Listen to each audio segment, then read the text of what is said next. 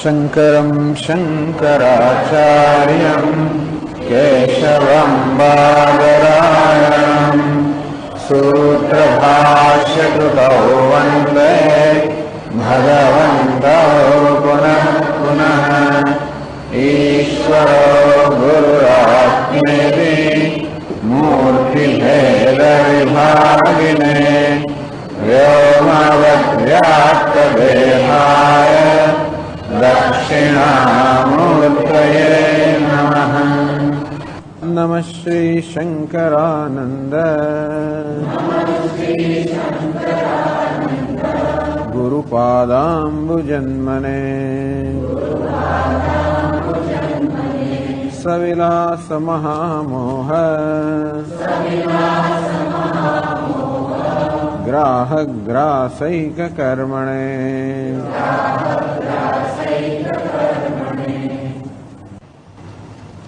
માયાનું નિરૂપણ થઈ રહ્યું છે. ન નિરૂપયિતુમ શક્યા વિસ્પષ્ટમ ભાસરેચયા સા માયા.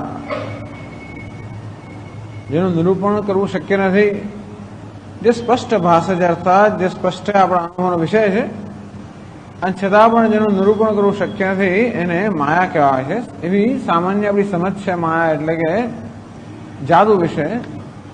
જગતમાં પણ જાદુગર હોય છે, એ જે બધી વસ્તુ બનાવતો હોય જાદુથી, એ આપણા સ્પષ્ટ અનુભવનો વિષય હોય, છતાં પણ એ શું છે કહી શકાતું નથી. સ્પષ્ટમ દહાતિ જગચ્છેદમ અશક્યમ તન નિરૂપણમ. અંતે રીતે જેવી રીતે જાદુગર પોતાના જાદુને કારણે જે વસ્તુઓ રચે એ જેમ સ્પષ્ટ દેખાતી હોય, છતાં પણ એના સ્વરૂપનું નિરૂપણ જેમ ન થઈ શકે, તેમ જગત પણ આપણા સ્પષ્ટ અનુભવનો વિષય છે, છતાં પણ એ પણ શું છે એ આપણે નિરૂપણ કરી શકતા નથી. નિરૂપયિતુમ આરબ્ધે નિખિલૈઃ અપિ પંડિતૈઃ. બધા પંડિતોએ, મોટા મોટા વિદ્વાનોએ પણ આ જગતના નિરૂપણ કરવાનો પ્રારંભ કર્યો. વૈશેષિક લોકો હોય, નૈયાયિક લોકો હોય, સાંખ્ય લોકો હોય, બધા પોતપોતાની રીતે આ જગતનું નિરૂપણ કરવાનો પ્રયત્ન કર્યો.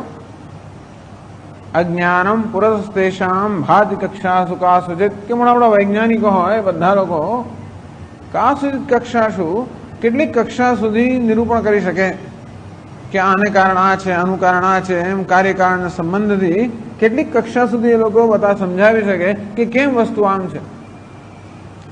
અજ્ઞાનમ પુરતસ્તેષામ ભાતિ. પણ છેલ્લે પછી એમને કહેવું પડે, અમુક કક્ષા સુધી ગયા પછી છેલ્લે કહેવું પડે કે હવે આપણે સમજ પડતી નથી. આમ અજ્ઞાનમ પુરતસ્તેષામ ભાતિ. છેવટે તો અજ્ઞાન જ ટૂંકમાં અમુક કક્ષા સુધી સમજાવ્યા પછી આગળ સમજાવી શકાતું નથી. દેહેન્દ્રિયાદયો ભાવા વીર્યેણોત્પાદિતાઃ કથમ. દ્રષ્ટાંત આપે છે કે વીર્યના બિંદુમાંથી આ આખું શરીર બન્યું, દેહ ઇન્દ્રિય બધું કેવી રીતે બન્યું. કથમ વા તત્ર ચૈતન્યમ. અને એમાં ચૈતન્ય કેવી રીતે આવ્યું. ઇતિ ઉક્તે દે કિમ ઉત્તરમ. આવું જો પ્રશ્ન પૂછવામાં આવે તો શું ઉત્તર છે. વીર્યસ્યૈષ સ્વભાવશ્ચેત. પેલો ઉત્તર આપે છે કે સ્વભાવ છે વીર્યનો, આ રીતે શરીરને ઉત્પન્ન કરવું. કથમ તદ્વિદમ ત્વયા. કે વીર્યનો સ્વભાવ છે એવું તને કેવી રીતે સમજમાં, એવી કેવી રીતે જાણવામાં આવ્યું. અન્ય વ્યતિરેકવ્યમ. કે જ્યાં વીર્ય હોય ત્યાં પ્રકારનો દેહ છે, જ્યાં નથી ત્યાં પ્રકારના દેહની ઉત્પત્તિ નથી. ભગ્ન તો વંધ્ય વીર્ય. નહીં, એવું નથી. ઘણી જગ્યાએ વીર્ય હોય છતાં પણ શરીર દેહ હોતો નથી, અથવા દેહની ઉત્પત્તિ હોતી નથી. તેથી એવું કોઈ નિયમ નથી કે સમજાવી શકાય કે કેવી રીતે આ પ્રકાર દેહની ઉત્પત્તિ થઈ. એવમ પુનઃ પુનઃ પૃષ્ઠે સદી કિમપી ન જાનાતિ. આમ કોઈ વિષય વિશે વારંવાર પૂછો, એ કેમ, પછી શું, પણ એનું કારણ શું, એ કેમ, એ શા માટે, એમ પૂછ્યા કરીએ. એક સમય એવો આવે, અમુક હદ સુધી સમજાવી શકે. કેમ આવ્યો તો કે પેલા બોલાવ્યો, એટલે એને કેમ બોલાવ્યો તો કે એને ક્યાં લગ્ન છે, લગ્ન કેમ છે, દીકરી મોટી થઈ. પણ એટલે એમ પૂછ્યા જ કરીએ. કોઈ પણ ઘટના આવી જાય છેવટે આપણે ઉત્તર આપવો પડે કે મને ખબર નથી.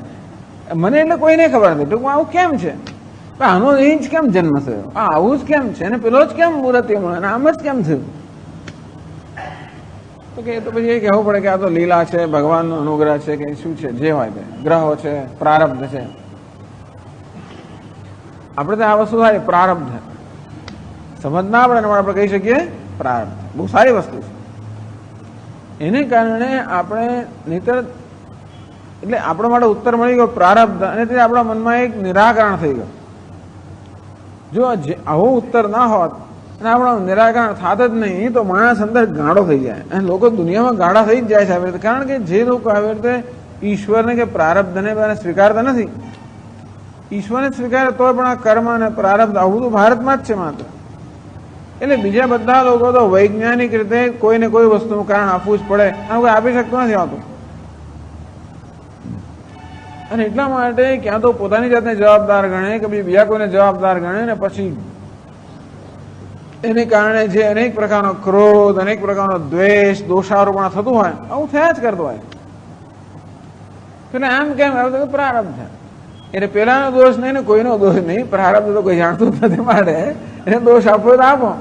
એટલા માટે અને આ રીતે આ વસ્તુઓ એનું નિરાકરણ થઈ જાય છે આપણામાં. પણ પ્રારબ્ધ એમ કહીએ એનો અર્થ એ કે આપણે સમજાવી શકતા નથી, કારણ ખબર નથી. જગતની રચના એટલી જટિલ છે કે કોઈ પણ એક વસ્તુને જાણવી હોય તો આખા જગતને જાણવું પડે. કારણ કે કોઈ પણ એક વસ્તુ આવી કેમ છે, કારણ કે જગતના બધા જ પરિબળો ભેગા થઈને આ વસ્તુને ઉત્પન્ન કરતા હોય. અસંખ્ય પરિબળો છે અને એ જાણવું જ અશક્ય છે, અને એટલા માટે કોઈ પણ વસ્તુ નિરૂપણ કરવું અશક્ય છે. ન જાનામિ કમપી એતત ઇતિ અંતે એતત શરણમ તવ. છેવટે એવું જ કહેવું પડે કે મને ખબર નથી. એવું કેમ છે, શું ખબર? વૈજ્ઞાનિકો એમ કે મને ખબર નથી. આની ગતિ કેટલી છે, તો કે આ એ ગતિ નિશ્ચિત કરે તો પછી એનું વજન કેટલું ના કહેવાય, એ નિશ્ચિત કરે તો પેલું ના કહેવાય. ટૂંકમાં અરે એવું પણ કહી શકાતું નથી કે આ ખરેખર કોઈ અણુ છે કે નથી. અને આ રીતે હવે તો આ વસ્તુ સિદ્ધ થઈ ગઈ વિજ્ઞાનની અંદર પણ કે કોઈ વસ્તુનું નિરૂપણ કરવું શક્ય નથી. એ કરે છે, પ્રયત્ન કરે છે. જેમ જેમ અંદર વધારે ઊંડા ઉતરે જાય તેમ વધારે ગૂંચવાડા ભર્યું થતું જાય છે. અને એ જ બતાવે છે જેમ જેમ વસ્તુને સમજવાનો પ્રયત્ન થતો જાય છે વિજ્ઞાનમાં, તેમ તેમ એ વસ્તુ વધારે વધારે જટિલ બનતી જાય છે, સરળ નથી બનતું. એટલે છેવટે આપણે કહેવું પડે કે ખબર નથી. એ તસ્માત કિમેન્દ્રજાલમ પરમ યદ ગર્ભવાસ સ્થિતમ રેતશ્ચેદતિ. એટલે અહીંથી શ્લોક ઉદ્ધૃત કરે છે કે આનાથી વધારે મોટું કયું ઇન્દ્રજાળ, કઈ મોટી માયા કે જાદુ કહી શકાય કે આ એક વીર્યનું એક બિંદુ ચેત હતી, ચેષ્ટતે હલનચલન કરે છે. હસ્ત મસ્તક પદ પ્રોદ્ભૂત નાનાંકરમ. એમાંથી વળી આ હાથ અને પગ અને માથાવાળો આટલું મોટું આટલું બધું શરીરનો એનો અંકુર જન્મ્યો. પર્યાય શિશુત્વ યૌવન જરા. આખા જીવન દરમિયાન આ શરીરની અંદર જે કે થાય છે એ બધું પેલામાં રહેલું છે. જેમ આગળ દ્રષ્ટાંત આપે છે દેહવત વટધાનાદવ. જેમ કે આ સમગ્ર મોટું વટવૃક્ષ હોય છે, કેટલું વિશાળ વટવૃક્ષ હોય છે, પર એ વટવૃક્ષની ઉત્પત્તિ શું થાય છે? પેલા અણુ જેવડા પેલા એના બીજમાંથી. એનો એ થયો કે અણુ જેવડા બીજની અંદર સમગ્ર વટવૃક્ષ સમાયેલું છે. એક તો નિયમ છે ને કે કારણમાંથી જયારે કાર્ય જન્મે ત્યારે એમાં કાર્યની અવસ્થિતિ હોય જ છે. એટલે આપણે માટીમાંથી ઘડો બનાવી શકીએ કે માટીમાંથી ઈડલી ના બનાવી શકીએ, એ પ્રકારની સંભાવના નથી. તો બીજમાં સમગ્ર વૃક્ષની સંભાવના રહેલી હોય છે. તો પેલા વટવૃક્ષનો બીજ તો અણુ જેવું હોય છે, અને વટવૃક્ષ તો કેવું વિશાળ હોય છે. એટલું જ નહીં કે અંકુર જન્મ્યો ત્યારથી માંડીને આખી જિંદગી સુધી વટવૃક્ષ ધારો 100, 200, 300 વર્ષ જીવે. તમને ખબર છે પેલા રેડવુડના વૃક્ષો તો 800 વર્ષના, 1000 વર્ષના, 3000 વર્ષ એવાય છે. ટૂંકમાં એ કહે છે કે જયારે માણસ એટલે ક્રાઇસ્ટને આ બધા લોકો જન્મ્યા અને ભગવાનની વાત કરતા એ પહેલાના આ બધા વૃક્ષો ભગવાનનું ધ્યાન રાખી રહ્યા છે. 2500 વર્ષ જૂનું એવા એવા વૃક્ષો, 300 ફૂટ, 350 ફૂટ. એટલે જે કઈ બીજ એનું હોય, બીજમાં બધી સંભાવના કે આ વટવૃક્ષનું બીજ છે, એને એમાંથી અંકુર ફૂટે ત્યારથી બધી જ અવસ્થાઓથી પસાર થાય અને મોટું વટવૃક્ષ બને ને એનાથી પછી વળેવાઈઓ આવે ને એમાંથી વળે, આ બધી સંભાવના પેલા બીજમાં રહેલી છે, તો જ એ વસ્તુ વ્યક્ત થઈ શકે. ક્યાં આટલું મોટું ઘેઘુર વટવૃક્ષ અને ક્યાં પેલું એનું બીજ, કઈ સમજાવી શકાય એવું નથી. એટલે કહે છે કે જગતની અંદર આ બધી વસ્તુઓ છેવટે કેવી છે? ન જાનામી, હું જાણતો નથી. હવે 149માં શ્લોકથી ચર્ચા આગળ ચાલે છે. નનુ અસ્માભિ નિર્વક્તુમ અશક્યત્વેભિ. પેલો કે તમે તો અમને પૂછપૂછ કરો છો, ભાઈ અમે નથી સમજાવી શકતા. એવું છે ને કે તમે જે બધા પ્રશ્નો પૂછો છો કે ચલો આને સમજાવો, આનું નિરૂપણ કરો, આની વ્યાખ્યા આપો, એ હું નથી આપી શકતો. તથાપિ ઉદયાનાદિ આચાર્ય નિરુચ્યતે. પણ અમારા આચાર્યો છે ઉદયનાચાર્ય વગેરે આચાર્યો થઈ ગયા, તાર્કિક આચાર્યો, બધા ન્યાયના મોટા મોટા આચાર્યો થઈ ગયા. કે મને શું પૂછપૂછ કરો છો? હું સમજાવી ના શકાય નથી ને કે સમજાવી ના શકાય. હું કોઈ વસ્તુને ન સમજાવી શકું એનો અર્થ એ નથી કે જગતને સમજાવી ના શકાય. અમારા આચાર્યોને પૂછો.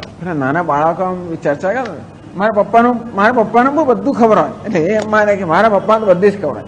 તેમાં કહે છે કે અમારા આચાર્ય છે ઉદયના આચાર્ય વગેરે, એ લોકો તો બધી વસ્તુ સમજાવતા હોય છે. કીધી છે ઇતિ. એટલે એનો ઉત્તર આપે છે 149માં શ્લોકમાં. નિરુક્તાવભિમાનમ યે દધતે તાર્કિકાદયઃ હર્ષમિશ્રાદિભિસ્તેતુ ખંડનાદૌ સુશિક્ષિતાઃ.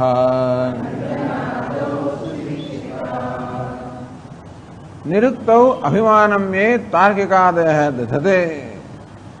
એનું નામ જ તાર્કિક, એનું નામ જ નૈયાયિક, જે કોઈ પણ વસ્તુની વ્યાખ્યા કરે. આજ બસ ન્યાયની આ મુખ્ય પ્રવૃત્તિ છે. દરેક વસ્તુની વ્યાખ્યા કરવી, એનું લક્ષણ આપવું. બહુ કુશળ છે લોકો. આ બધું આપણે એમની પાસે શીખ્યા. બધા લક્ષણો આપણે પણ આપતા હોઈએ છીએ, બધી આપણે જે વ્યાખ્યાઓ કરતા હોઈએ છીએ, બધું એમની પાસે ઘણું શીખ્યા છે આપણે. એટલે કહે છે એ તાર્કિકાદય હૈ. આ બધા તાર્કિકો નૈયાયિકો નિરુક્ત અભિમાનમ દધતે. જે લોકો અભિમાન ધરાવે છે કે નિરુક્ત અર્થાત અમે કોઈ વસ્તુનું નિરુક્તિ કે વ્યાખ્યા કરી શકીએ, એમ જગતના પદાર્થોની બી વ્યાખ્યા કરતા હોય. જગત કેટલા પદાર્થોનું બનેલું છે, દરેક પદાર્થનું શું લક્ષણ છે, બધી વ્યાખ્યા વિગતવાર એમણે કરી છે. હર્ષ મિશ્રાદ વિસ્તેતુ ખંડનાદુ સુશિક્ષિતા. એટલે લાગે છે કે અમારા આચાર્ય એમની ખબર લે છે. તો અમારા આચાર્ય કોણ છે? હર્ષ મિશ્ર. એટલે શ્રી હર્ષ મિશ્ર એવા એક આચાર્ય થઈ ગયા, જેમણે ખંડ ખાદ્ય એવા ગ્રંથની રચના કરી. અને એમણે એમાં શું કર્યું કે નૈયાયિક લોકોએ જે બધી વ્યાખ્યાઓ કરેલી, બધી વ્યાખ્યાઓ લઈને એક વ્યાખ્યાનું ખંડન કર્યું. આ બધા ગ્રંથો આવું જ કે ચિત્ત સુખી, એક ચિત્ત સુખાચાર્ય નામના આચાર્ય એક ચિત્ત સુખી નામનો ગ્રંથ રચ્યો છે. બસ નૈયાયિકોની વ્યાખ્યાઓ લઈને એનું ખંડન કરે. પછી ભાઈ નૈયાયિકો આવે ને વળી એથી બીજી વ્યાખ્યા આવે, બીજા આચાર્ય વળી એનું ખંડન કરે. પછી અદ્વૈત સિદ્ધિ વળી આચાર્ય આવે વળી. એટલે ટૂંકમાં એટલા 100-200 વર્ષ વળી પછી બીજું નવું કંઈ ઉત્પન્ન થયું હોય, પેલા એનું ખંડન કરે. હર્ષ મિશ્રાદિ વિસ્તેતુ. કહેવાનો ભાવ એ છે કે કોઈક બુદ્ધિમાન મનુષ્ય પોતાના બુદ્ધિનો તર્કનો ઉપયોગ કરીને કોઈ વસ્તુની વ્યાખ્યા કરે. જેમ કે ન્યૂટન બહુ જ બુદ્ધિમાન મનુષ્ય અને ખૂબ પોતાનો તર્ક વાપરીને જગતને સમજાવ્યો. એમણે જગતની આખી સમજ આપી કેવું જગતના બધા પદાર્થો પરસ્પર ભિન્ન કેવા પરિબળોથી બધા સંકળાયેલા છે, અને એ પરિબળોથી આપણે બધા પદાર્થની ગતિ સમજાવી શકીએ. એમ કરીને એમણે બધા લોઝ ઓફ મિકેનિક્સ, આ બધા જાતના જે નિયમો છે એ બધા નિયમો એમણે આપ્યા. આ જગત શું છે એને આખો એક મોડેલ આપ્યો એમણે. કેવું એક જગત યંત્ર છે. યંત્રમાં જેવી રીતે બધા એના જુદા જુદા અવયવ હોય, બધા કેવા એક બધા સંકળાયેલા હોય, એમાં જગત પણ એક યંત્ર હોય, એના બધા જે અવયવો છે આ બધા પરસ્પર સંકળાયેલા છે. અને પછી આ પ્રકારની ગતિ હોય, આ પ્રકારનું બળ હોય, આ પ્રકારનું પરિબળ હોય, આ પ્રકારનું ફોર્સ, આવું બધું હોય તો એનાથી શું પરિણામ આવે? આ બધી ગણિતની મદદથી, મેથેમેટિક્સની મદદથી આ બધી એ લોકો ઘટનાઓ સમજાવે કે અહીંથી તમે આમ ફેંકો તો ક્યાં જઈને પડશે, ને કેટલી ગતિએ પડશે, ને ક્યારે પડશે, ને શું થશે, એના પર તો આ બધા વિમાનો આપણું બની રહ્યું છે. હજી પણ મોટે ભાગે આ બધું આપણી આસપાસ જે ચાલે છે એ બધા માટે ન્યૂટનના બધા નિયમો લગભગ પર્યાપ્ત છે.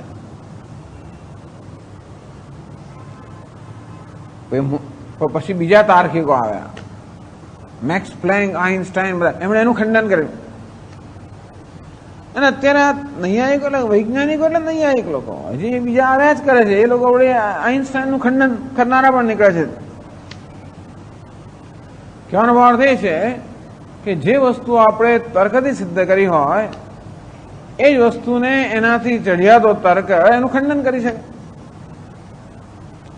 તર્કો પ્રતિષ્ઠા એટલે કહેવામાં આવ્યું છે કે તર્કની ક્યારે પ્રતિષ્ઠા આવતી જ નથી. અર્થાત તર્કની મદદથી ક્યારે આપણે અંતિમ નિર્ણય પર આવી જ ન શકીએ. તર્કની મદદથી એક નિર્ણય પર આવ્યો હોય એના કરતા જરા વધારે બુદ્ધિશાળી માણસ બીજો તર્ક વાપરે તો બીજા નિર્ણય પર આવે. તેથી જે તાર્કિક લોકો પોતાના તર્કના બળથી એવી જાતનું અભિમાન ધરાવતા હોય કે અમે બધી વસ્તુને સમજાવી શકીએ, એ લોકોને પણ ઘણી ખબર લેવામાં આવી છે બીજા આચાર્યો વડે. ટૂંકમાં એક તાર્કિકની ખબર બીજો તાર્કિક લેતો હોય છે.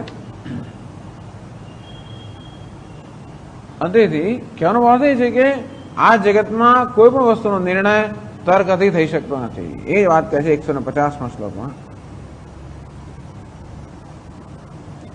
અચિંત્યા ખલુ યે ભાવાઃ નતાં તર્કેષુ યોજયેદ. અચિંત્ય રચના રૂપમ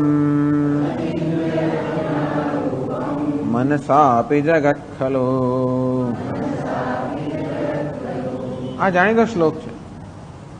અચિંત્યા ખલુ યે ભાવાઃ તામ તર્કાન તર્કેષુ ન યોજયેત. ये भावाः જે પદાર્થો, જે વસ્તુઓ, અચિંત્યા અર્થાત જેનું ચિંતન થઈ ન શકે, અર્થાત જે પોતાના ચિંતનની સીમાની બહારની વસ્તુઓ છે, તાન તર્કેષુ ન યોજયેત. એમનો એમને તર્કથી સમજવાનો કે સમજાવવાનો પ્રયત્ન ના કરવો જોઈએ. તર્ક એટલે આપણા દલીલો જે બધા કરતા હોય, દલીલો બાદ જે આપણા અનુભવ પર રચાયેલી હોય છે, અર્થાત જે આપણા અનુભવનો વિષય હોય, ચિંતનનો વિષય, એના પરથી આ બધા તર્ક રચાયેલા હોય છે. પણ જે બધી વસ્તુ આપણા ચિંતનની સીમાની બહાર છે, બુદ્ધિની સમજની સીમાની બહાર છે, એ બધી વસ્તુઓને તર્કથી સમજાવવાનો પ્રયત્ન કરીને સમય ના બગાડવો જોઈએ. તો એવા કયા પદાર્થો છે જે અચિંત્ય છે, અર્થાત જે ચિંતન એટલે કે આપણા મનની ચિંતનની સીમાની બહાર છે. અચિંત્ય રચના રૂપમ મનસાપી જગત ખલું. અરે આ જગત છે અચિંત્ય છે. મનસાપી અચિંત્ય રચના રૂપમ. આ જગત તો જો જે મનથી જેનું ચિંતન ના કરી શકાય, અર્થાત મનથી જેનો તાગ ન પામી શકાય, જ્યાં આપણી બુદ્ધિ કુંઠિત થઈ જાય, એ વસ્તુ પણ જાણીતી છે ને. અત્યારે એ લોકોને તો ખબર, આપણને અત્યારે જગતની જેવી ખબર છે ને એવી ખબર એ લોકો નહોતી. અત્યારે આપણે જાણીએ છીએ કે આ જગત આખું બ્રહ્માંડ શેનું બનેલું છે? ગેલેક્સીઓ બધી, કેટલી આકાશ ગંગાઓ, કરોડો અબજો તારાઓ, અબજો ગેલેક્સી, એક એક ગેલેક્સીમાં અબજો તારાઓ, કે કલ્પના બહારની વસ્તુ છે. આવું તો બધા જુએ છે પણ આપણા દૂરબીનો જાત જાતની વસ્તુથી, પણ એ જે જુએ છે એ પણ ખરેખર જગતમાં છે એનો એક અંશ જ છે. આ બધી મોટી ગેલેક્સીઓને બી દિવાલ છે કે દિવાલની પાછળ શું છે તો ખબર પણ નથી પડતી. એમાં કઈ બ્લેક હોલ ને કઈ ક્વાર્ક્સ ને શું શું બધી વસ્તુઓ છે. અચિંત્ય અચિંત્ય રચના રૂપમ મનસાપી જગત ખલું. હવે તો આપણે જાણીએ છીએ કે આ વસ્તુ અચિંત્ય છે, અર્થાત આપણા માઇન્ડ બોગલિંગ, અર્થાત આપણી બુદ્ધિ કુંઠિત બનાવી દેવી વસ્તુ છે. પણ ક્યાં એવી વાત કરવી, ખાલી એક કોષને સમજવાનો પ્રયત્ન કરે. કોઈકે કહ્યું કે ઓસ્ટ્રેલિયામાં ફલાણું પ્રાણી છે, ટૂંકમાં ગમે તે દ્રષ્ટા, ગમે તે પ્રાણીની વાત કરો, એ ઓસ્ટ્રેલિયાના ફલાણા પ્રાણીના આંતરડાની અંદર પેલો આટલો એક કોષ છે, એ કોષ વિશે સમજવા માટે જગતના બધા જ વૈજ્ઞાનિકો એક સાથે પ્રયત્ન કરે તો ગમે તેટલા વર્ષો પ્રયત્ન કરે તો એક એક કોષને ના સમજી શકે. ટૂંકમાં એક અણુ લઈએ કે કોષ લઈએ કે પછી એક મોટો તારો લઈએ, કોઈ પણ વસ્તુઓ પૂરેપૂરી સમજાવી શકાય હોતી જ નથી. બસ આવું જ છે જગતની રચના, અચિંત્ય રચના રૂપમ. જગતની રચના અચિંત્ય છે. મનસા બી જગત ખલું, મનથી જેની કલ્પના પણ ના થઈ શકે, ચિંતન ના થઈ શકે એવી એવું આ જગત છે. એટલે ભગવાનની વિભૂતિ છે ને, રચેલું કોણે છે એ બતાવશે આગળ. પણ આ એવું કેમ છે, એનું કારણ એવું અચિંત્ય છે, માટે એનું કાર્ય પણ અચિંત્ય છે. એટલે આ બધામાંથી આપણે શું સમજવાનું? એટલું જ કે બહુ માથાકૂટ ના કરવી. ટૂંકમાં આપણા રોજ બરોજના વ્યવહારની અંદર પણ બહુ માથાકૂટ ના કરવી. કોઈ પણ ઘટના અમુક કા સુધી કક્ષા છે, કેટલીક કક્ષા સુધી વસ્તુ સમજી શકાય, સમજાવી શકાય, આગળ સમજાવી શકાતી નથી. પેલું ક્યાં જતું રહ્યું પૂછો પ્રશ્ન. કદાચ ખબર નહીં એને આમથી આમ મૂક્યું હશે, એથી ક્યાં આવ્યું, ત્યાંથી પછી આમથી આમ ગયું હશે, એમ કરતા કરતા તમે કોઈ વસ્તુનો એની ગતિ કે એ વસ્તુ શું થયું એ સમજવાનો પ્રયત્ન કરો. અમુક કક્ષાથી સમજાય, પછી તો સમજ નથી પડતી કે આ વસ્તુ આમથી અહીંયા કેમ આવે ને કેમ નથી, ને શું છે ને શું નથી. એટલે આ બધી ચર્ચામાંથી આપણે એટલું સમજવાનું કે જીવનની અંદર બહુ આગ્રહ ના રાખવા કે આ વસ્તુ મારે સમજવી જોઈએ, નાનો ઉત્તર જોઈએ જ. કારણ કે એ તો આપણને એમ લાગે કે મને ઉત્તર મળી ગયો અને સંતોષ થઈ ગયો તો સારું, આપણે સંતોષ થતો તો વાંધો નથી. પણ આપણે સંતોષ થવો એ પણ આપણી બુદ્ધિની મર્યાદા જ બતાવે છે. કારણ કે ઉત્તર મળ્યો એવું સમજવું એ એક બુદ્ધિની મર્યાદા બતાવે છે. કારણ કે ઉત્તર છે નહીં તો મળ્યો કેવી નથી, કોઈ વસ્તુનો ઉત્તર જ જીવનમાં નથી.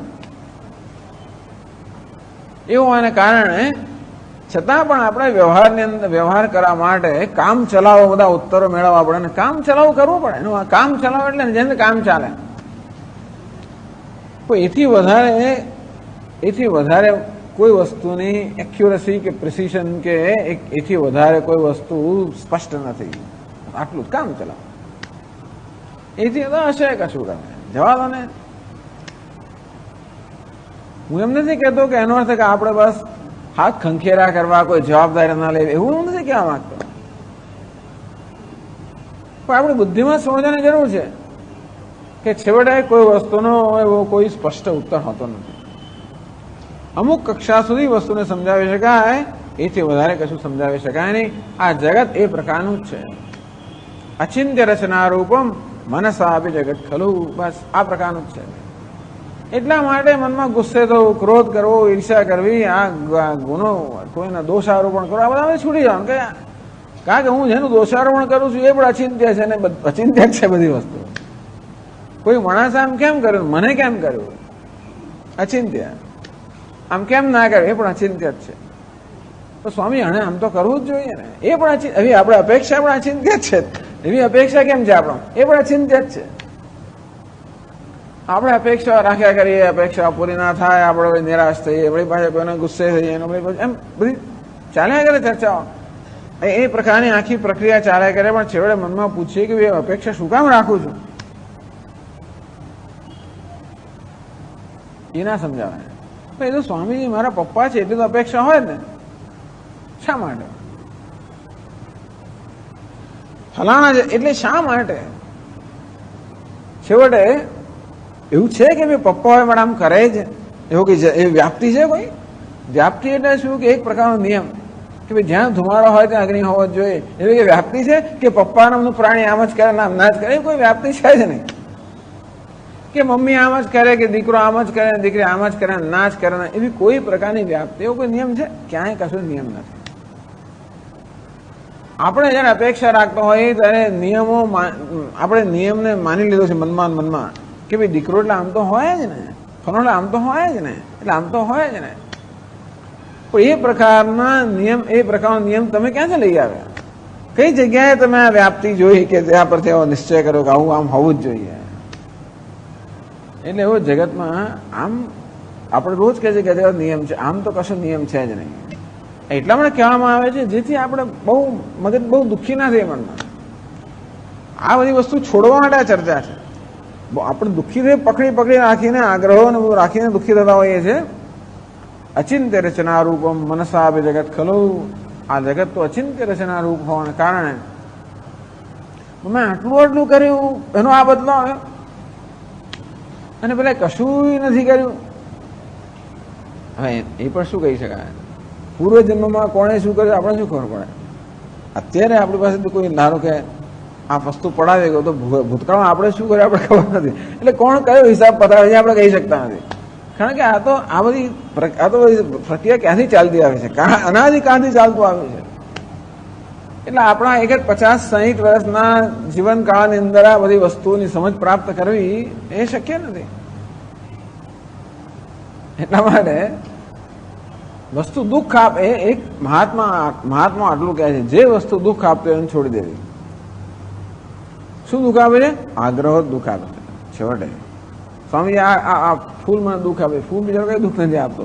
પણ ફૂલ અહીં કેમ છે અને આમ કેમ નથી, એની સુગંધ આવી કેમ છે ને આવી કે આના વિશેનો કોઈ આગ્રહ હોય મને દુઃખ આપતો હોય.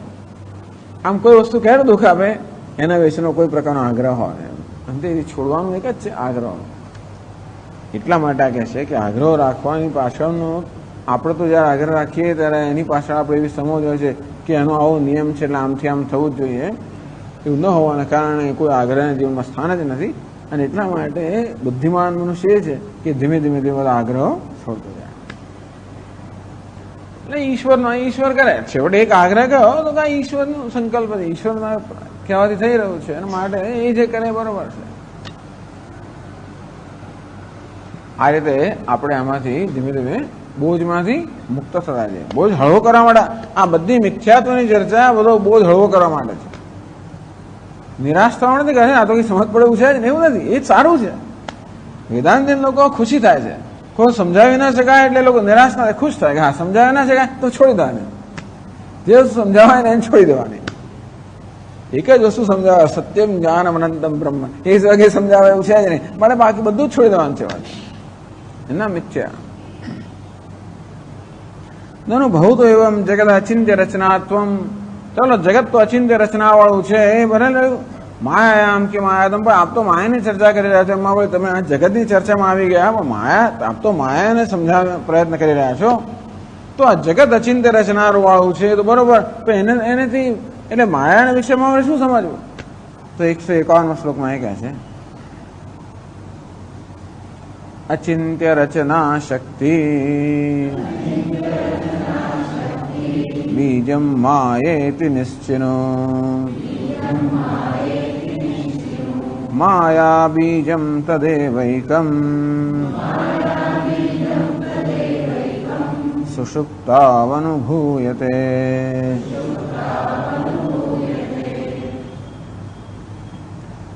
અચિંત્ય રચના શક્તિ બીજમ માયા.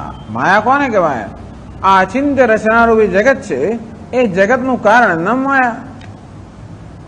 એ તો નિશ્ચયનું માયા એટલે શું? તો કે જેમાંથી આ અચિંત્ય જગતની રચના થઈ એ કારણનું નામ માયા. એ જ નિશ્ચયનું આ પ્રકારનો મનમાં નિશ્ચય કરો કે એનું નામ માયા, જે આ જગતનું કારણ છે. આ જગત અચિંત્ય રચનારૂપ છે અને તેથી માયા જેનું કારણ છે એ પણ અચિંત્ય રચનારૂપ છે, અચિંત્ય છે.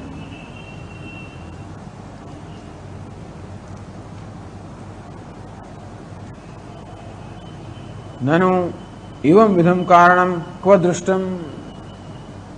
આજે તો આપ માયા કહી રહ્યા છો, જગતના બીજની વાત કરી રહ્યા છો, એના દર્શન ક્યાં થાય છે? એટલે આ શ્લોકની બીજ પંક્તિમાં કહે છે માયા બીજમ તદેવૈકમ સુષુપ્ત અનુભૂયતે. સુષુપ્ત અવસ્થામાં અર્થાત ગાઢ નિદ્રાની અવસ્થામાં તદેવ એકમ માયા બીજમ અનુભૂયતે. એ જ માયારૂપી જે બીજ છે, માયા બીજ એટલે માયારૂપી બીજ. બીજ એટલે કે કારણ. આ માયારૂપી જગતનું જે કારણ છે એ એક જ એ સુષુપ્ત અનુભૂયતે. સુષુપ્ત અવસ્થાની અંદર આપણે બધા આ માયાનો એટલે જગતના બીજનો અનુભવ કરીએ છીએ.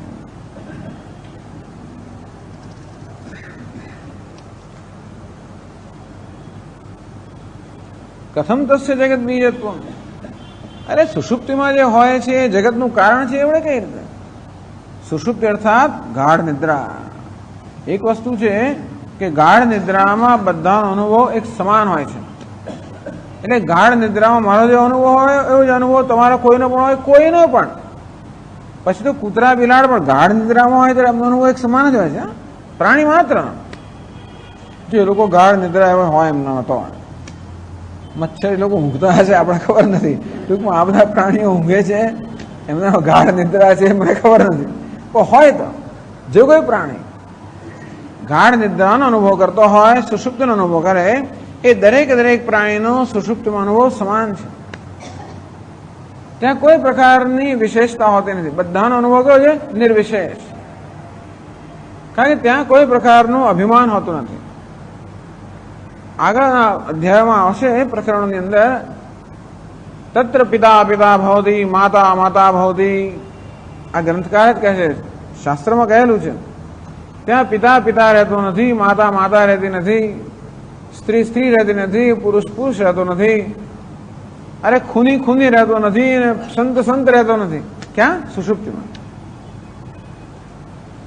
તો કે બધા પ્રકારના જે ખ્યાલો પોતાના વિશેના છે બધા ઉપાધિના અહમભાવ, ઉપાધિમાં અહમભાવથી જન્મતા હોય છે.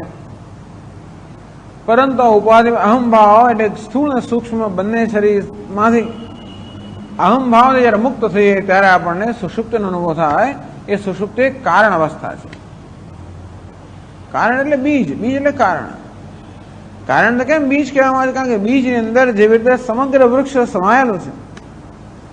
ક્યારેક ક્યારેક પેલા બીજ જેવી રીતે પેલો આંબાનું પેલું બીજ ગોટલો મોટું હોય ને, એ ગોટલાને આપણે ખોલી જોઈએ તો એમાં આંબો દેખાય. એટલે આંબાના અમુક મુખ્ય જે બધા જે અવયવો છે કે વિશેષતાઓ દેખાય આપણને, કદાચ સૂક્ષ્મદર્શક યંત્ર જેવો દેખાય. કેટલાક બીજ એવા હોય કે આપણને ન પણ દેખાય, કે સૂક્ષ્મદર્શક દેખાતું હશે ખબર નથી. વડના પેલા એના દાણામાં કઈ દેખાય છે કે નહીં ખબર નથી, આમ ખોલી તો કશું દેખાતું નથી. પરંતુ બીજની અંદર સમગ્ર વૃક્ષની સંભાવના હોય છે, અને તે જ રીતે કારણમાં સમગ્ર કાર્યની સંભાવના હોય છે, અને તેથી કારણને બીજ કહેવામાં આવે છે. તેવી જ રીતે સુષુપ્ત અવસ્થાની અંદર પણ જાગ્રત ને સ્વપ્ન આ બધાનું એ પછીના શ્લોકમાં કહે છે.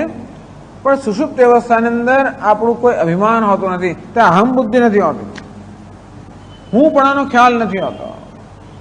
કારણ કે ત્યાં ઉપાધિમાં કોઈ પ્રકારનું અભિમાન હોતું નથી.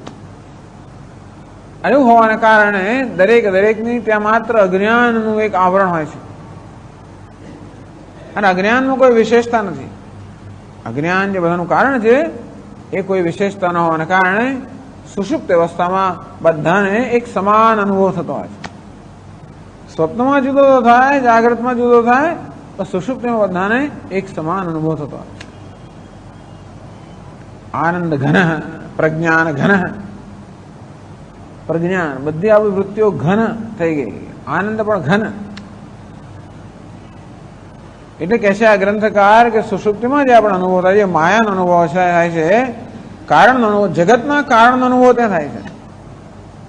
આપણે બધા લોકો સુષુપ્તિમાં એવી કક્ષામાં એવી અવસ્થામાં પ્રવેશ કરીએ છીએ જ્યાં જગતનું કારણ રહેલું છે. એ અવસ્થામાં બધા પ્રવેશ કરતા હોય છે.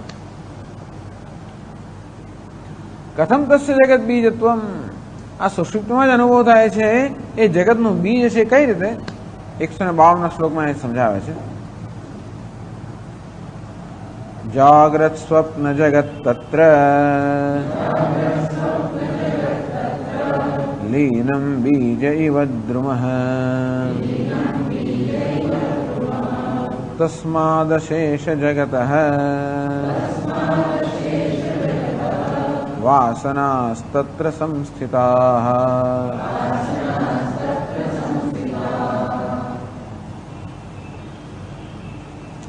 જાગ્રત સ્વપ્ન જગત તત્ર લીનમ.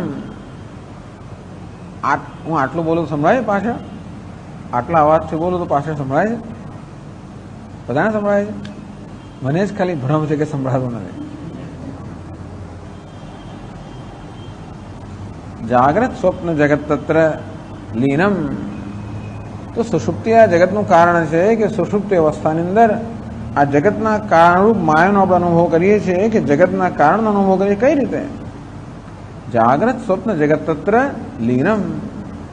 આપણું જાગ્રત જગત અને સ્વપ્ન જગત એ બંને તત્ર એટલે કે સુષુપ્ત અવસ્થામાં લીન થઈ ગયું હોય છે.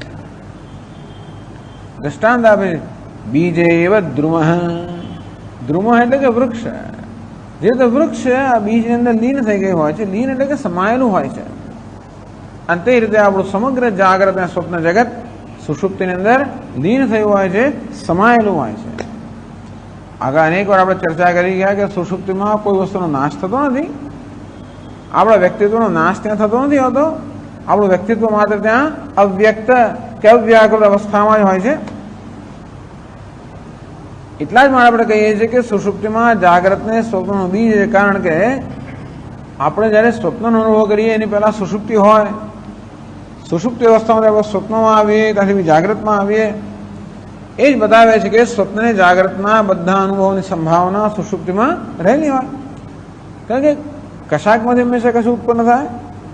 અને તો સ્વપ્નનો આપણો અનુભવ થયો, એની ઉત્પત્તિ એની પહેલા કઈ અવસ્થા હતી? સુષુપ્તિ અવસ્થા. કે ઘણીવાર આમ ભર ઊંઘમાંથી જાગી જઈએ તો ક્યારે બને? સામાન્ય રીતે ભર ઊંઘમાંથી આપણે સ્વપ્ન અવસ્થામાં આવીએ અને પછીથી જાગ્રત અવસ્થામાં આવીએ. આપણે સ્વપ્ન અને જાગ્રતની બધી સંભાવનાઓ સુષુપ્તિમાં રહેલી છે. જેવી રીતે વૃક્ષની સંભાવના પેલા બીજમાં રહેલી છે, અને તે રીતે આ જાગ્રતને સ્વપ્નના બધા અનુભવની સંભાવના સુષુપ્તિમાં રહી છે. તથા કેમ એટલે શું થઈ ગયું? ભાઈ આપ તો કહો છો કે અમને જગતના બીજનો અનુભવ થાય છે. આપણી માત્ર વ્યક્તિગત જાગ્રત કે સ્વપ્નના બીજનો અનુભવ થાય એટલું નહીં, જગતના બીજનો અનુભવ થાય. કેવી રીતે? બીજી પંક્તિમાં કહે તસ્માદ અશેષ જગત વાસના તત્ર સંસ્થિતા. તો માત્ર વ્યષ્ટિ જાગ્રતને સ્વપ્નની વાસનાઓ સુષુપ્તિમાં એટલું જ નહીં, પરંતુ સમગ્ર જગતની વાસનાઓ સુષુપ્તિમાં હોય છે. ટૂંકમાં ભગવાન પણ જ્યારે સૂઈ જાય ને, ચાલો મારી તમારી વાત તો જવા દો, એટલે કે મારો તમારો સુષુપ્તનો અનુભવ તો સમાન હોય છે, પણ ભગવાન સૂઈ જાય ત્યારે, ભગવાન આપણે જ્યારે સૂઈ જઈએ ત્યારે એ અવસ્થાને લય કહેવામાં આવે છે. ભગવાન જ્યારે સૂઈ જાય ત્યારે એ અવસ્થાને પ્રલય કહેવામાં આવે છે. તો ખરેખર તો લયમાં જે પ્રકારની અવસ્થા છે એ જ પ્રકારની અવસ્થા પ્રલયમાં હોય છે. એટલે કે જગતના બધા જીવો સૂઈ ગયા છે, એનું પેલા પ્રલય એવું એક પ્રકારની અવસ્થા છે જ્યાં આગળ અજ્ઞાનનું એક આવરણ છે. પણ અજ્ઞાનના આવરણમાં કશું છુપાયેલું છે. શું છુપાયેલું છે? બધા બીજ છુપાયેલા છે. કેવા રૂપમાં? સંસ્કારના રૂપમાં. સંસ્કાર એટલે પેલી બધી છાપ જે બધી અંકિત થયેલી હોય. આમ દરેક અનુભવ એક એક છાપ વાળા મન પર અંકિત કરતો હોય જેને સંસ્કાર કહેવામાં આવે છે. એ સંસ્કાર જ વળી અનેક પ્રકારના વિચાર અને સંકલ્પના રૂપમાં વ્યક્ત થતા હોય, એમાંથી પછી બધી એની ક્રિયાઓ અને વ્યવહાર થતો હોય છે. અને તો આપણા બધા સંસ્કાર અત્યારે ધારો કે જે કઈ પ્રકારની સ્મૃતિ મારામાં હોય, જે કઈ બધી મારી યાદ, જે કઈ બધું મને યાદ હોય, જે કઈ મારી ઈચ્છા હોય, જે કઈ બધું મારા વ્યક્તિત્વમાં હોય, આ બધી જ વસ્તુઓ સુષુપ્તિ અવસ્થાની અંદર સંસ્કારના રૂપમાં હોય છે. સંસ્કાર એટલે કે છાપ.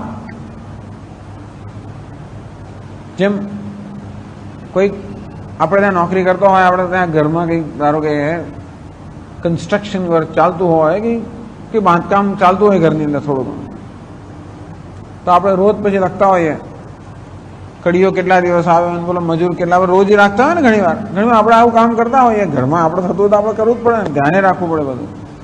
ચાય પીવડાવવી પડે ને, ખવડાવવું પડે ને, બધું કરવું પડે. તો સાંજ પડે એટલે પછી આપણે હાજરી લઈએ, કેટલા લોકો હાજર રહ્યા કે સવારે, તો આપણે શું કરીએ? સોમવાર એક ટીક મારી, ખાલી એક ટીક મારી. એ ટીક એટલે શું? પેલા 8 કલાક જે કામ કર્યું એ બધું કામ જે થયું એ માત્ર એક ટીકની અંદર વ્યક્ત થઈ ગયું ને. આપણે મહિનાના અંતે પછી જયારે એને પગાર આપીએ ત્યારે શું કરે? આપણે ટીક ગણીએ. એક ટીક માર્કની અંદર આખા દિવસનું બધું કામ સમાઈ ગયું કે નહીં? એને સંસ્કાર કહેવાય. તો આવી રીતે આપણા બધા અનુભવો સંસ્કાર છોડીને જતા હોય, અને તેથી આ સંસ્કાર એક કારણ છે, એમાંથી પછી અનુભવ બધા કાર્ય છે. સુષુપ્ત અવસ્થાની અંદર આપણું સમગ્ર વ્યક્તિત્વ એક સંસ્કારના રૂપમાં હોય છે અને એ સંસ્કાર સ્વપ્ન અને જાગ્રતના અનુભવના રૂપમાં વ્યક્ત થતા હોય. એને અવ્યક્ત પણ કહેવામાં આવે છે, અવ્યાકૃત પણ કહેવામાં આવે છે, સંસ્કાર પણ કહેવામાં આવે છે, વાસના પણ કહેવામાં આવે છે. તસ્માત અશેષ જગત વાસના. એટલે સુષુપ્ત અવસ્થામાં મારા વ્યક્તિગત જગતની વાસનાઓ રહેલી હોય છે એટલું જ નહીં, પરંતુ સમગ્ર જગતની વાસનાઓ રહેલી હોય છે. તત્ર સંસ્થિતા. એ સુષુપ્તિમાં સમગ્ર જગતની વાસનાઓ રહેલી હોય છે અને માટે સુષુપ્તિમાં આપણને સમગ્ર જગતના બીજનો એટલે કે માયાનો અનુભવ થતો હોય છે.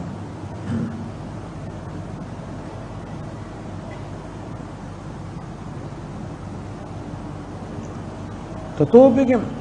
તો પણ શું? એટલે 153માં શ્લોકમાં કહે છે, યા બુદ્ધિ વાસનાસ્તાસુ ચૈતન્યમ પ્રતિબિંબતે મેઘાકાશવદ સ્પષ્ટ ચિદાભાસોનુમીયતા. એટલે કે સુષુપ્ત અવસ્થાની અંદર આપણા બધા અનુભવો સંસ્કારના રૂપમાં રહેલા હોય છે. આપણા જે અનુભવો બધા આપણા મનમાં, વિચારોમાં કે વૃત્તિના રૂપમાં રહેલા હોય એ બધી બુદ્ધિ કે મનની વૃત્તિઓ સુષુપ્તિમાં સંસ્કારના રૂપમાં રહેલી હોય. યા બુદ્ધિ વાસના. હવે એમ કહે છે કે જ્યાં આગળ પણ બુદ્ધિ હોય ત્યાં હંમેશા ચૈતન્યનું પ્રતિબિંબ પડે. એક દૃગ્દૃશ્ય વિવેકમાં આપણે શીખી ગયા 3 પ્રકારના તાદાત્મ્ય. એ કેવું તાદાત્મ્ય? સહજમ તાદાત્મ્ય, કર્મજમ તાદાત્મ્ય, ભ્રાંતિજમ તાદાત્મ્ય. પછી યાદ કરવું પડશે, આવશે પાછું ફરી બધું બીજા ગ્રંથમાં આવશે. સહજ તાદાત્મ્ય, કર્મજમ તાદાત્મ્ય, ભ્રાંતિજ તાદાત્મ્ય. સહજ તાદાત્મ્ય અર્થાત સ્વભાવને કારણે જે તાદાત્મ્ય થતું હોય. જેમ કે પાણીની ડોલ આપણે સૂર્યના પ્રકાશમાં રાખીએ તો એમાં સૂર્યનું પ્રતિબિંબ પડે જ. એના માટે કંઈ એ જળનો સ્વભાવ છે કે જે પ્રકાશિત પદાર્થ હોય એને પ્રતિબિંબિત કરે, એનો સ્વભાવ છે. અને તે રીતે બુદ્ધિનો કે અંતઃકરણનો મનનો સ્વભાવ છે કે ચૈતન્યને પ્રતિબિંબિત કરે. અને તેથી જ્ઞાની હોય કે અજ્ઞાની હોય, પરંતુ એના ચૈતન્યમાં બુદ્ધિમાં ચૈતન્યનું પ્રતિબિંબ પડવાનું છે. અને એટલા જ માટે જેને આપણે ચિદાભાસ કે અહંકાર કહેતા હોય એ પ્રકારનો અહંકાર બધામાં હોવાનો છે. ખાલી અહંકાર જ્ઞાની હોય કે અહંકાર અજ્ઞાની હોય એટલો જ ફેર છે. એને કહેવાય છે તો કે સહજ તાદાત્મ્ય. એક બીજું કર્મજમ તાદાત્મ્ય. એ અહંકારને શરીર સાથે એક સંબંધ હોય છે, પણ અહંકારનો આ શરીર સાથેનો સંબંધ ક્યાં સુધી હોય? જ્યાં સુધી પ્રારબ્ધ કર્મ હોય ત્યાં સુધી. એ પ્રારબ્ધ કર્મનો જ્યારે ક્ષય થઈ જાય ત્યારે અહંકાર એને પોતાના સૂક્ષ્મ શરીર સાથે આ શરીરમાંથી વિદાય લઈ લે. અને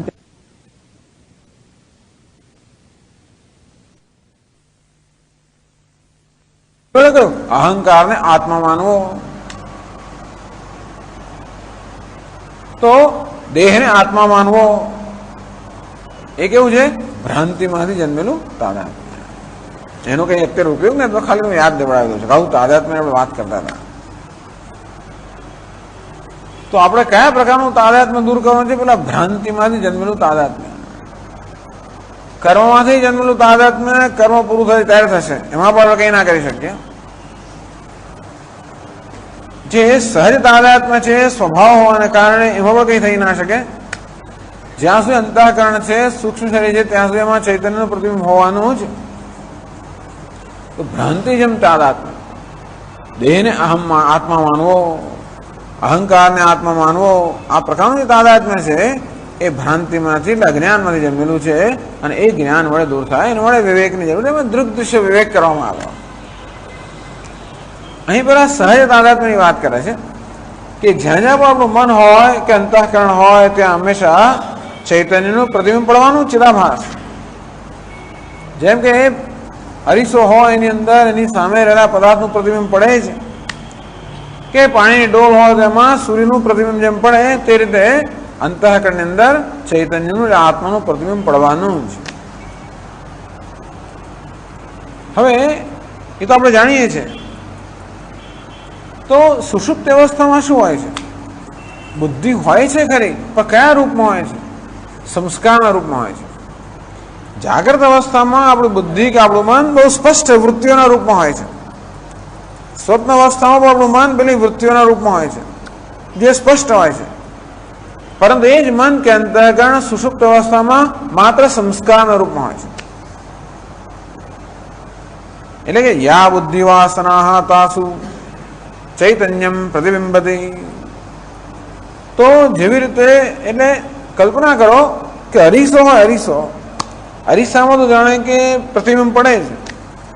એ અરીસાને 10 ટુકડા કરી નાખીએ તો નાના પેલા અરીસાના ટુકડા હોય એમાં પ્રતિબિંબ પડે.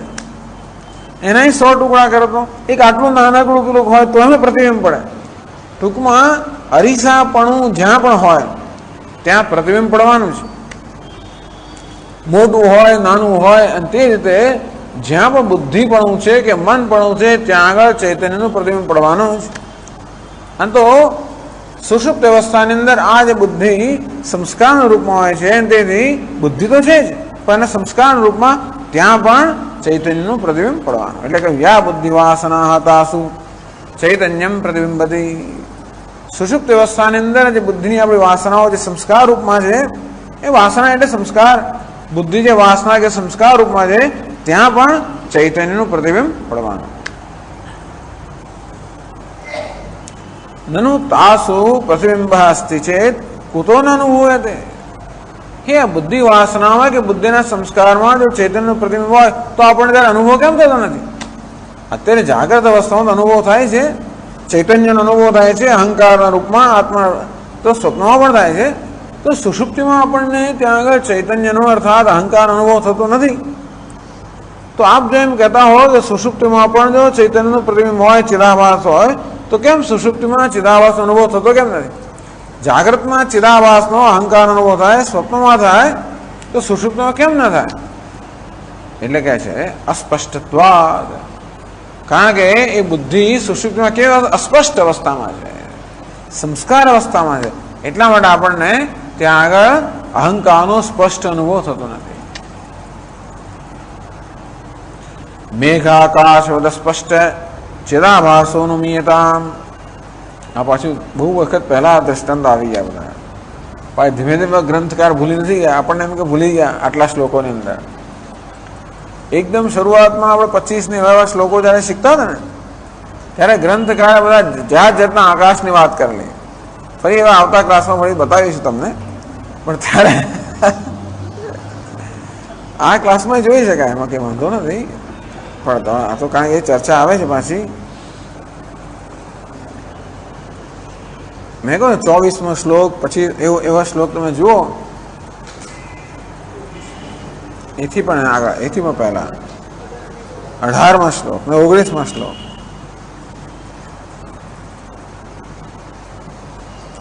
ખાલી આપણી યાદદાસ્ત તરફ તાજી કરવા આપણે સારું છે.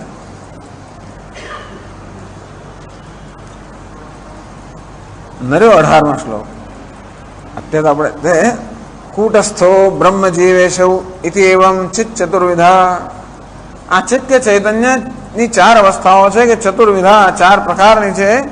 કૂટસ્થ એટલે કે આત્મા, બ્રહ્મ એટલે કે કૂટસ્થ અર્થાત આ વ્યક્તિનો આત્મા, બ્રહ્મ એટલે જગતનો આત્મા, જીવ એટલે કે એ ચૈતન્ય એક વ્યષ્ટિ ઉપાધિમાં તાદાત્મ્ય ધરાવનારું ચૈતન્ય એટલે કે જીવ, ઈશ એટલે આ સમષ્ટિ ઉપાધિમાં તાદાત્મ્ય ધરાવનારું ચૈતન્ય. આ રીતે ચૈતન્યની 4 અવસ્થાઓ કઈ. એક જ ચૈતન્ય છે, 4 ના માનો, 4 અવસ્થા એટલે એ ચૈતન્ય 4 રૂપે આપણે જાણે કે 4 રૂપે આપણે જોઈ શકીએ છીએ. એક તો પોતાનો આત્મા જે કૂટસ્થ છે, એ વ્યક્તિનો આત્મા આપણે કૂટસ્થ કહીએ. એ જયારે સમષ્ટિનો આત્મા છે આપણે એને બ્રહ્મ કહીએ.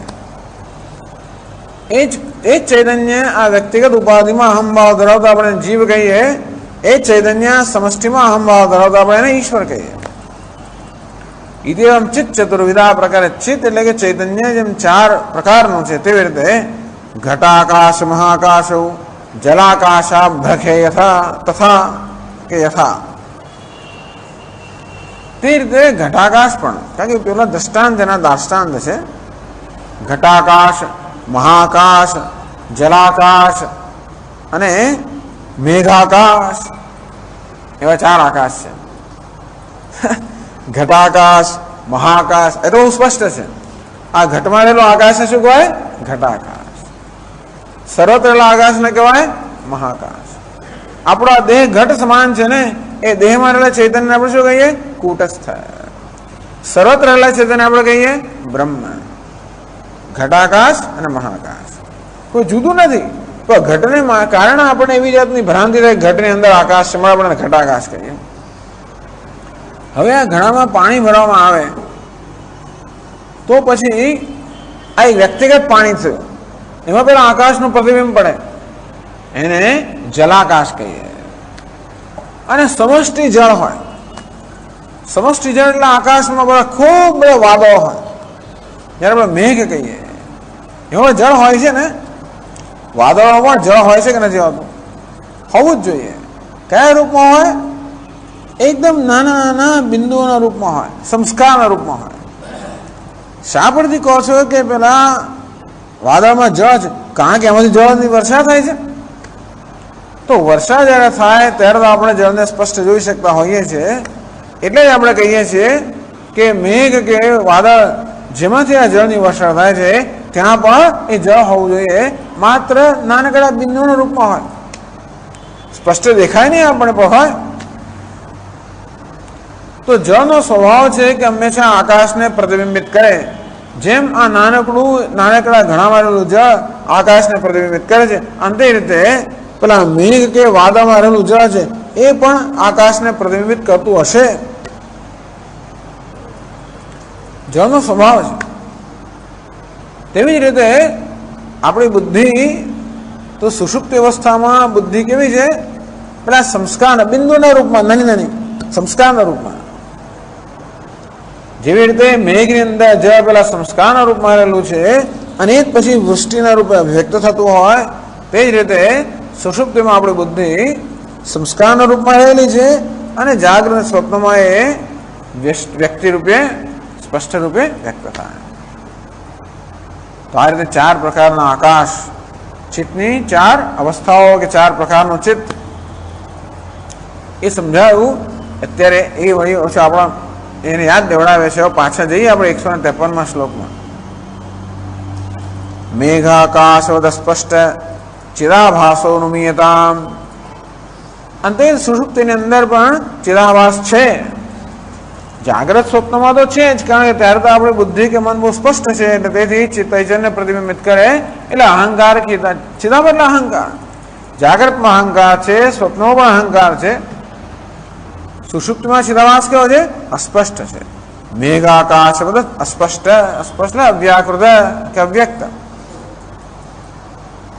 ચિદાભાસ અનુમીયતામ ત્યારે આપણો અહંકાર સંસ્કારના રૂપમાં હોય છે અહંકાર કારણના રૂપમાં હોય છે અવ્યક્ત રૂપમાં હોય છે અસ્પષ્ટ રૂપમાં હોય છે સ્પષ્ટ રૂપમાં હોતો નથી પણ અહંકારનો નાશ થયો નથી સુષુપ્તિમાં અહંકારનો નાશ થતો નથી આપણે તો ઈચ્છે કે અહંકારનો નાશ થાય પછી તો મોક્ષ થઈ ગયો સુષુપ્તિમાં મોક્ષનો અનુભવ છે પણ મોક્ષ નથી કારણ કે અહંકારનો નાશ થતો નથી અહંકાર હજી પણ બીજ અવસ્થામાં રહેલો છે આપણે અહંકારનો બાદ ઈચ્છે છે નાશ તો નહીં ઈચ્છતા એટલે કે અનુમીયતામ ચિદાભાસ અનુમીયતામ સુષુપ્તિમાં પણ અસ્પષ્ટ કે અવ્યક્ત રૂપમાં અહંકાર કે ચિદાભાસ રહેલો છે એ આપણે અનુમાન કરી શકીએ જેવી રીતે પેલા મેઘની અંદર જળ રહેલું છે અનુમાન કરી શકીએ વૃષ્ટિમાંથી અંતે રીતે સુષુપ્તિમાં પણ અસ્પષ્ટ રૂપમાં ચિદાભાસ કે અહંકાર રહેલો છે તો અનુમાન કરી છે કારણ કે જાગૃત સ્વપ્નમાં એ અહંકાર સ્પષ્ટ રૂપે અનુભવનો વિષય બને છે અચ્છા આપણે ચાલુ રાખશું ઓમ પૂર્ણમદ પૂર્ણમિદં પૂર્ણાત પૂર્ણમુદચ્યતે पूर्णस्य पूर्णमादाय पूर्णमेवावशिष्यते। ॐ शान्ति शान्ति शान्तिः। शङ्करं शङ्कराचार्यं केशवं बादरायणं सूत्रभाष्यकृतौ वन्दे भगवन्तौ पुनः पुनः। ईश्वरो गुरुरात्मेति मूर्तिभेदविभागिने व्योमवद्व्याप्तदेहाय दक्षिणामूर्तये नमः। ॐ शान्ति शान्ति शान्तिः। हरि ओम श्री गुरुभ्यो नमः। हरि ओम।